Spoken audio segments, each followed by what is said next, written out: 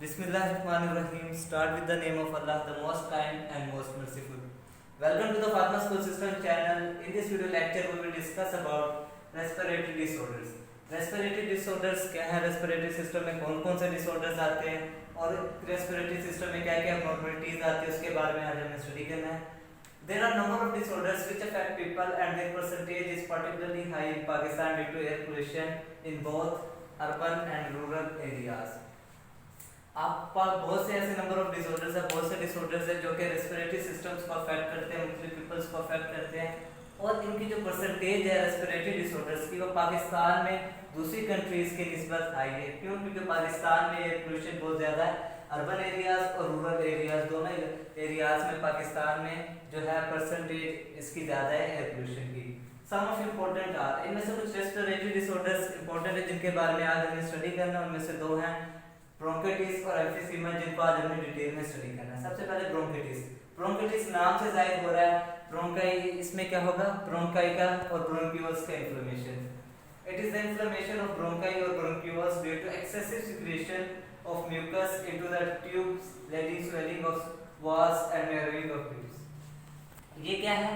Bronchi और bronchioles का inflammation है. किस वजह से?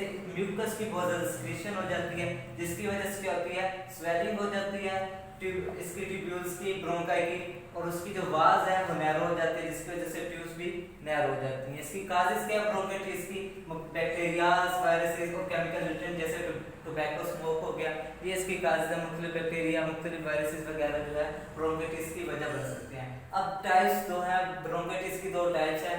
पहली है एक्यूट ब्रोंकाइटिस और दूसरी क्रोनिक ब्रोंकाइटिस. एक्यूट ब्रोंकाइटिस ये जो शुरू वाली स्टेज होती है इसे ज्यादातर एक्यूट ब्रोंकाइटिस कहा जाता है. इसमें क्या होता है?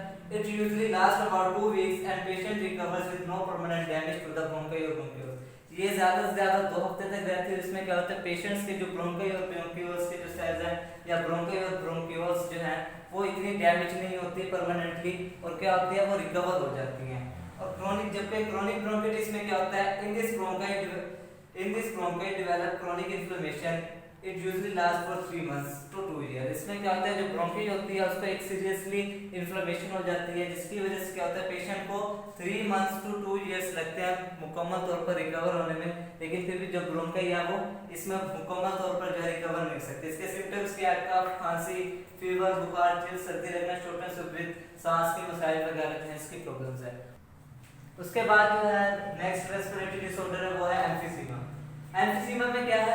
It is the destruction of the walls of the alveoli. इसमें क्या होता है? जो एल्वियोलाई है उसकी जो वॉल्स है वो जो है डिस्ट्रॉय हो जाती है, डिस्ट्रक्ट हो जाती हैं और इससे क्या होता है? उसकी जो वॉल्स जो है एल्वियोलाई की डिस्ट्रक्ट हो जाती हैं. Results in larger sacs but with less surface area for gases. जब एल्वियोलाई की वॉल्स जो है डिस्ट्रक्ट हो जाती है तो जो सरफेस एरिया गैसेस एक्सचेंज के लिए वो कम रह जाता है जिसकी वजह से क्या है?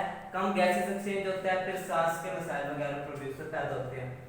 अब after exhalation the lungs tissue do not come back to their original position. होता है कि इसमें कि एक्सलेशन के बाद जो लंग्स टिश्यू क्योंकि इसमें ब्रेक हो चुके होते हैं इसकी वजह से लंग टिश्यू जो है अपनी ओरिजिनल पोजीशन पर नहीं आ सकते एक्सलेशन के बाद. सो air can not be pushed out and trapped in the lungs. फिर क्या होता है? जो एयर है वो बॉडी से बाहर रिमूव नहीं हो सकती जिसकी वजह से क्या वो लंग्स में रह जाती है तो गैसेस एक्सचेंज में इस तरह से प्रॉब्लम आती है. इसमें इसके सिम्टम्स क्या हैं एम्फीसीमा के?